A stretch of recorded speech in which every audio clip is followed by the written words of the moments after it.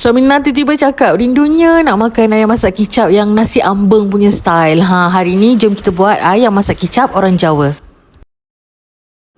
Ayam yang dah siap lumur dengan kunyit dan garam ni, Nina gorengkan dulu. Tapi Nina goreng ala-ala je lah tak sampai garing. Kau tak nanti ayam ni keras Nina masukkan 3 sekawan ni, kecuali cengkeh lah ya. Masukkan juga halia dan juga bawang putih yang dah siap hiris, bawang besar dan juga lada.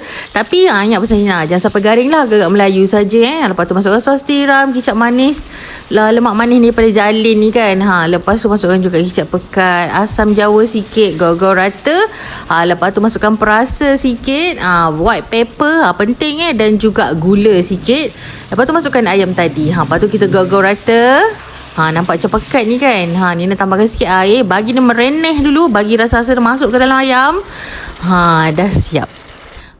Dah boleh lah plating. Ya Allah, makan dengan nasi kan. Ya Allah, menambah ni kalau lauk ni bahaya suami Nina memang suka sangat lauk ni. Okey, itu saja yang dapat Nina kongsikan kali ni. Semoga bermanfaat. Akhir kata, jangan lupa follow Nina. Bye bye.